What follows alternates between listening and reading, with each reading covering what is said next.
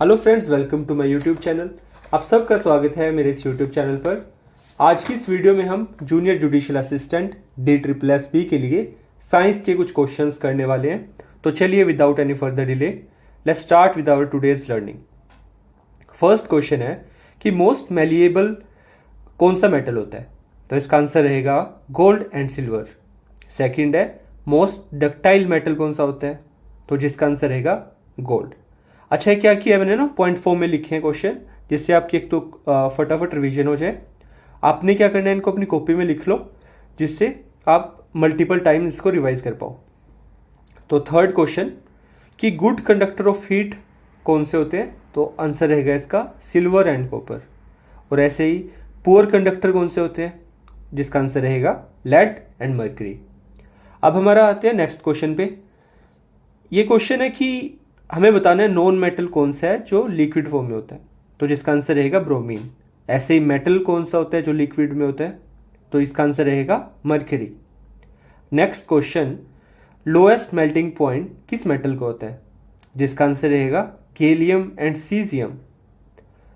अब अगला क्वेश्चन कि इसमें लिखा है कि ना आयोडीन एक ऐसा नॉन मेटल है जो लस्ट्रस होता है।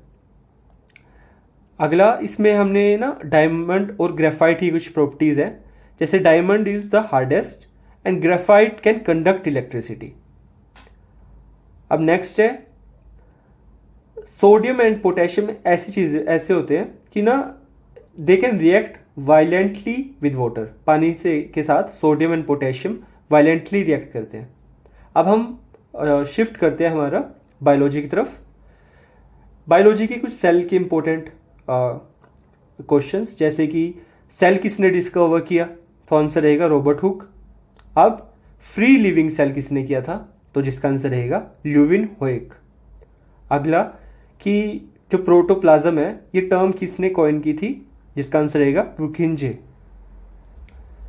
अब नेक्स्ट है कि रॉबर्ट ब्राउन डिस्कवर्ड सेल के अंदर ना न्यूक्लियस होता है, जैसे सेल है उसके अंदर न्यूक्लियस होता है, उसको डिस्कवर किया था रॉबर्ट ब्राउन ने। फर्स्ट हमने क्या सीखा सेल के बारे में कि सेल को डिस्कवर किया रॉबर्ट हुक ने, उसके बाद फ्री लिविंग सेल को ल्यूविन होएक ने, और प्रोटोप्लाज्म को किया था पुरखिंजे ने, और ऐसे ही न्यूक्लियस होता है जो सेल के अंदर, उसको किया था रॉबर्ट ब्राउन ने। अब हम कुछ मिरर्स के बारे में जानते हैं, फिजिक्स के टॉपिक रहेंगे। जैसे कि फर्स्ट है कनकेव मिरर। ये कनकेव मिरर के ना कुछ यूज है। अच्छा, कैसे? जैसे ना इसमें देखो आप यूज कितने सारे लिखे हैं कि concave mirror are used in torches, search light, vehicle headlight, shaving mirror, by dentist, solar furnace. अब देखो कितने सारे हैं ना। अब इसको ना मैंने कैसे याद किया है कि जो कनकेव मिरर होते हैं ना वो बेसिकली क्या करते हैं, वो ना फोकसिंग वाली चीज़ों में यूज होते हैं, जहाँ आपको फोकस करने की ज़्यादा ज़रूरत होती है। जैसे टॉर्च है, टॉर्च से हम कुछ किसी चीज़ के ऊपर लाइट रखते हैं, जैसे सर्च लाइट सेम। उसके बाद व्हीकल की जो हेडलाइट है वो किस चीज़ पे फोकस करती है। तो आपने ऐसे आइडिया लगा लेना है जिससे आपको ना बस याद रहे चीज़। जैसे शेव करते हुए हमें देख अपना शेविंग टाइम पे हमें फोकस रखने की जरूरत होती है। तो ऐसे क्या है, एक ट्रिक है बेसिकली जिससे आपको ये चीज़ें याद रह जाए।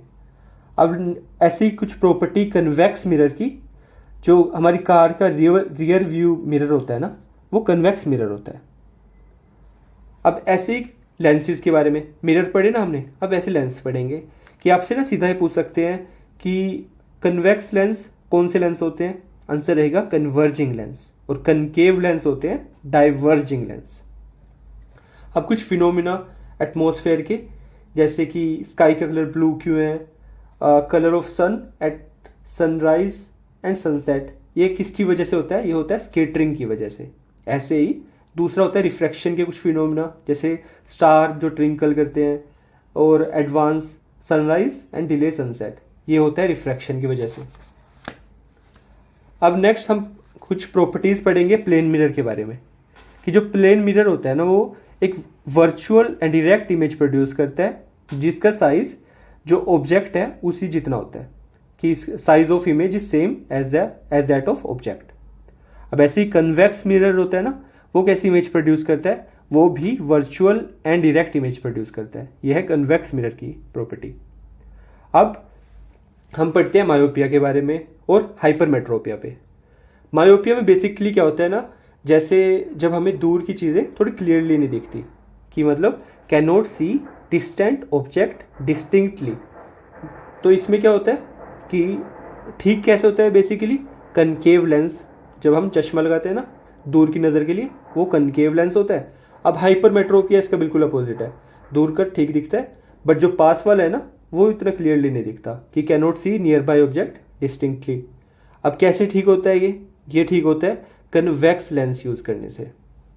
अब एक प्रॉपर्टी है, जैसे ना आपसे एग्जाम में सीधा पूछ सकते हैं कि साउंड वेव के बारे में, कि उसकी कुछ आपसे स्टेटमेंट दे देंगे, तो आपको याद रखना है कि sound waves are called mechanical waves और लॉन्गिट्यूडनल वेव्स। आपने बस याद रखना है कि मैकेनिकल वेव्स और लॉन्गिट्यूडनल वेव्स साउंड वेव्स को बोलते हैं। अब एक केमिस्ट्री का कुछ हम पढ़ेंगे कुछ सोर्सेज और उनमें कौन से एसिड प्रेजेंट होते हैं। जैसे फर्स्ट विनेगर को बोलते हैं हम एसिटिक एसिड। दूसरा ऑरेंज, जिसे कहते हैं हम सिट्रिक एसिड। ऐसे ही लेमन भी है, सेम है दोनों, लेमन को भी सिट्रिक एसिड बोलते हैं।